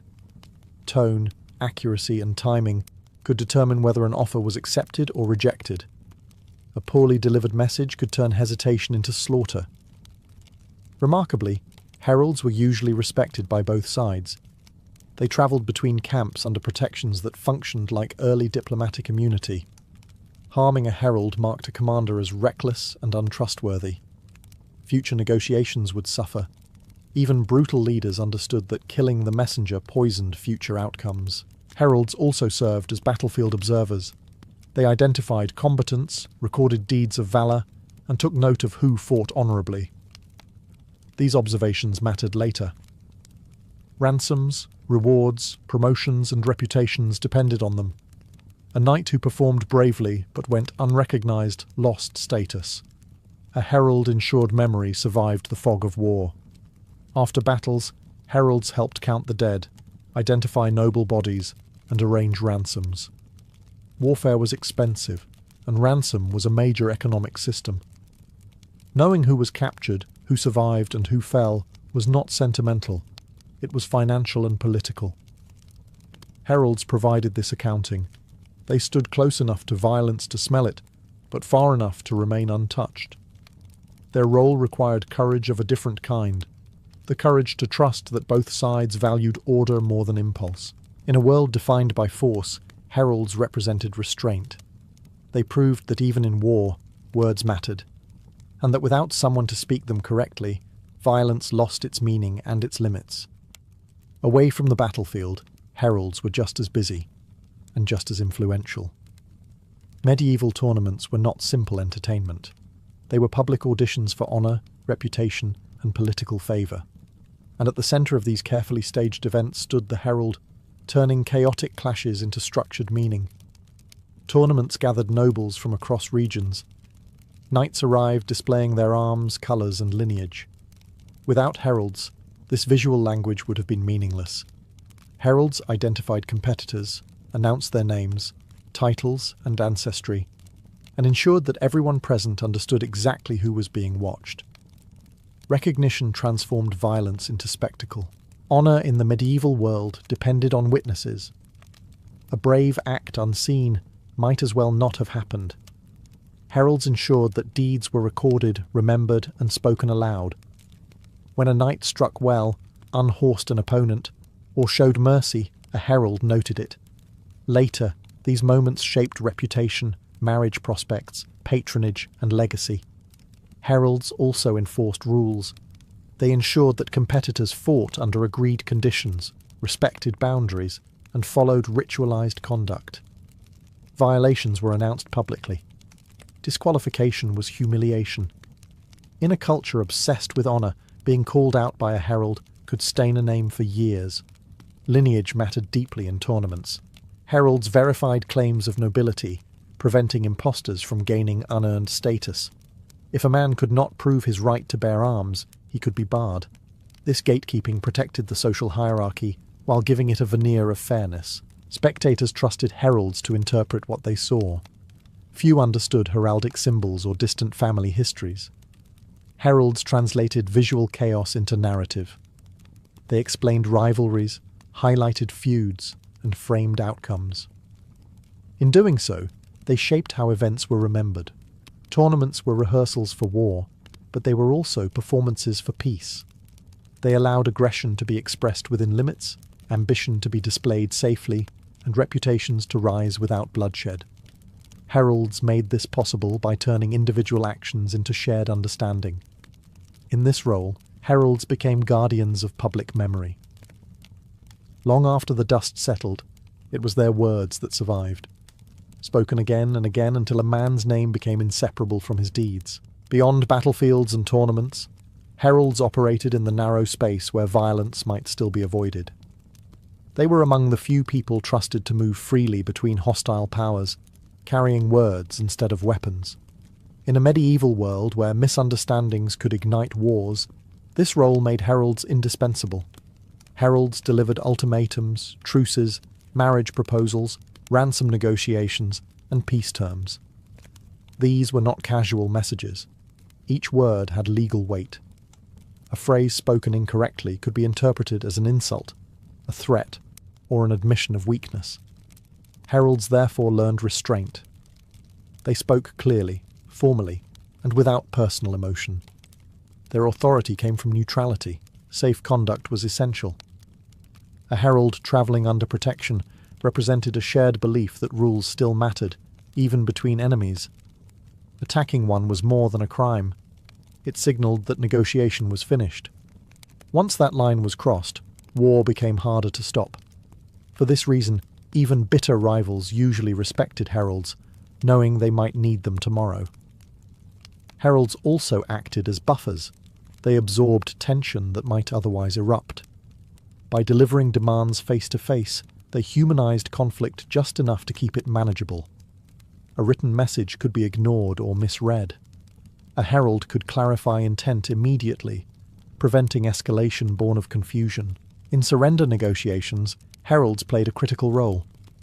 They announced terms publicly, ensuring both sides understood what had been agreed. This transparency mattered. It protected soldiers from betrayal and commanders from later accusations. Once a herald spoke the terms aloud, breaking them became dishonourable. Heralds were also witnesses. They remembered what was promised, when and by whom. Their testimony could later justify claims, enforce ransoms, or expose bad faith. In disputes where no neutral court existed, memory became evidence. What made heralds effective diplomats was not persuasion, but credibility. They were not trying to win arguments. They were ensuring that arguments happened within rules. Their presence reminded everyone involved that conflict still existed inside a shared framework of custom and honour. In a time defined by personal power and shifting alliances, heralds provided continuity. They proved that even enemies needed common language, and that without someone trained to speak it precisely, peace would collapse as easily as war began. In medieval society, status was not abstract. It was physical, visible, and constantly contested. Who stood closest to the king? Who entered a hall first? Who sat higher at the table? These details mattered deeply. And when disputes arose, heralds were often the ones expected to decide. Not because they were powerful, but because they were trusted to remember exactly who outranked whom. Heralds acted as living reference systems for precedence. They knew which titles carried more weight, which families were older, and which alliances mattered most in a given context. Rank was not universal. It shifted depending on region, ceremony, and circumstance. A count might outrank a bishop in one setting and bow to him in another. Navigating these nuances required expertise, not guesswork. Disputes over precedence were dangerous. An insult to rank could spark feuds, duels, or even rebellions. Being placed too low in a procession suggested weakness. Being placed too high implied arrogance. Heralds diffused these tensions by grounding decisions in tradition rather than opinion. "This is how it has always been done," was a powerful shield. Ceremonies relied heavily on heralds for this reason. Coronations, marriages, funerals, and treaties required careful choreography. Every placement communicated legitimacy. Heralds ensured that symbols, seating, and order aligned with accepted hierarchy. A single mistake could undermine the entire event. This authority extended beyond the elite. Town councils, guilds, and military units also relied on heraldic judgment to organize parades, musters, and public rituals. Heralds helped translate noble hierarchy into civic order, reinforcing the idea that society itself had a correct arrangement. Importantly, heralds were not arbiters of justice in a moral sense. They did not decide who deserved rank, only who had it. Their role was descriptive, not reformist. That limitation made them useful.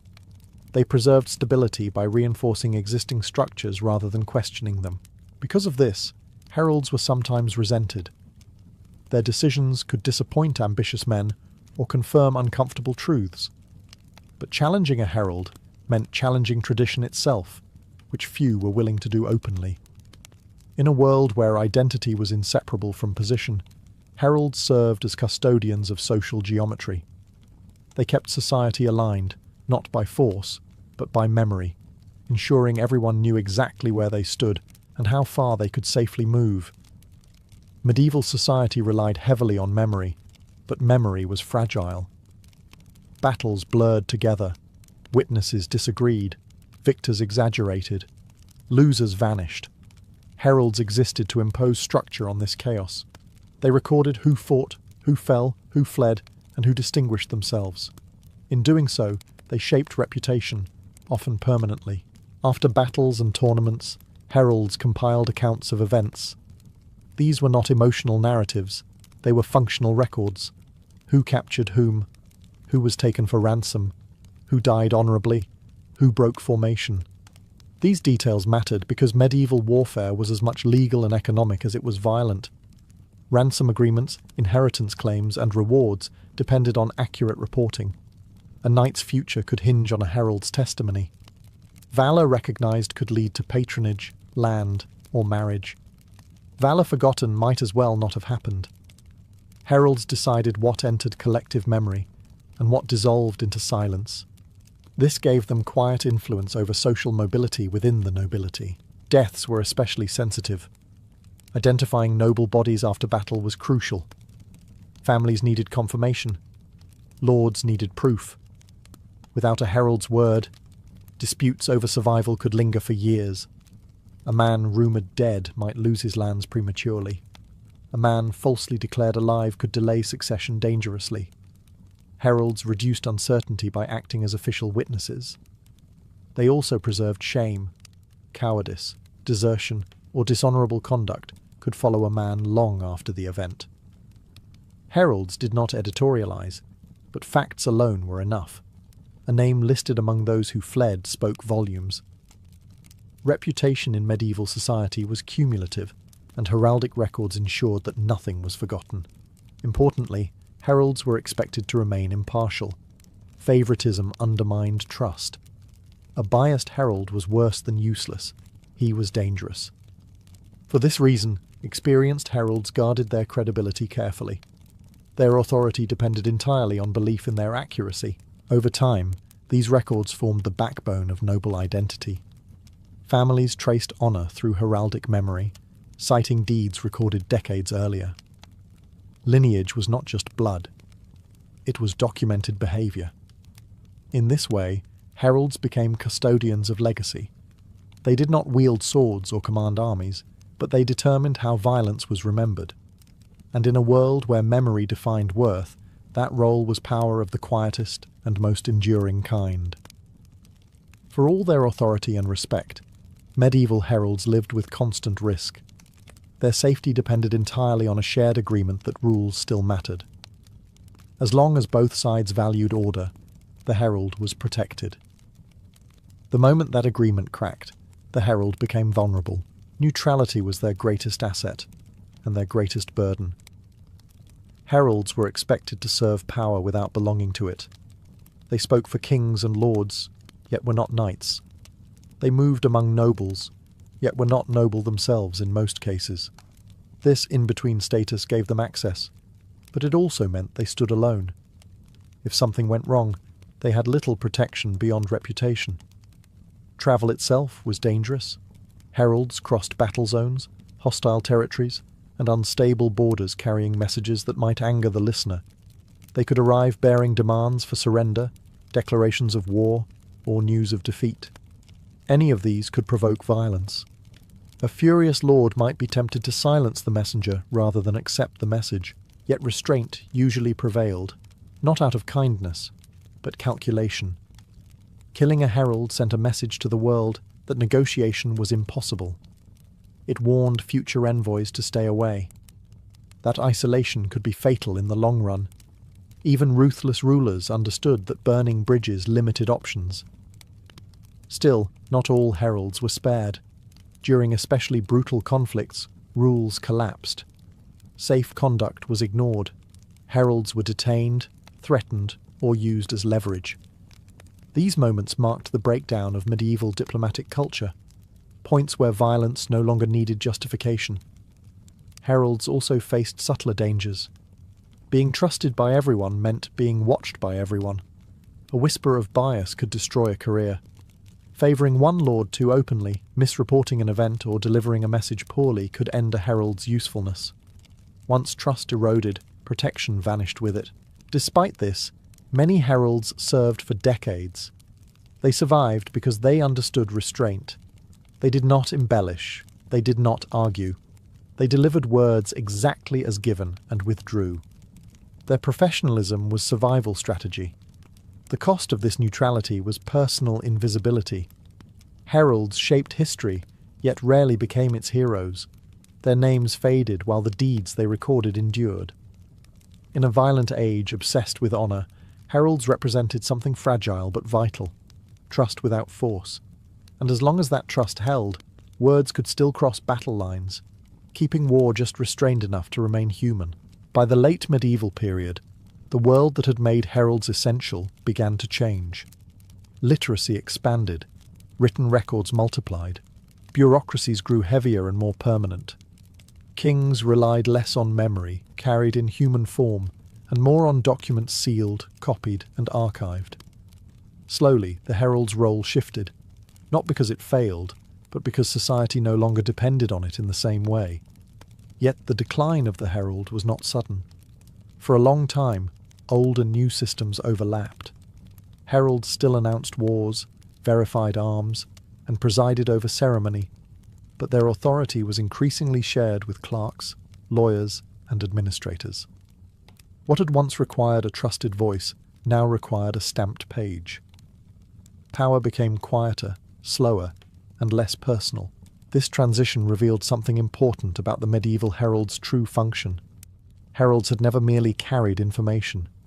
They had carried consensus. Their authority rested on shared belief in honor, custom, and the idea that words spoken correctly could bind people as firmly as chains. When that belief weakened, the herald's protection weakened with it. As warfare grew larger and more impersonal, heralds became harder to protect. Mass armies cared less for ritual. Ideological conflicts cared less for negotiation. When war stopped being about lords settling disputes and became about states asserting dominance, the neutral messenger lost ground. Rules mattered less when victory mattered more. Still, heralds left a deep imprint. Modern diplomacy, military protocol, and international law all echo their logic. Flags of truce, protected envoys, formal declarations, these ideas did not emerge from kindness. They emerged from the medieval understanding that without agreed messengers, conflict spirals into annihilation. Even today, the herald's legacy survives in ceremony. Announcements, titles, coats of arms, and state rituals all trace back to that medieval need for public recognition. We still believe that authority must be declared to exist, that power, to be real, must be seen and heard. The medieval herald was never the loudest figure in history.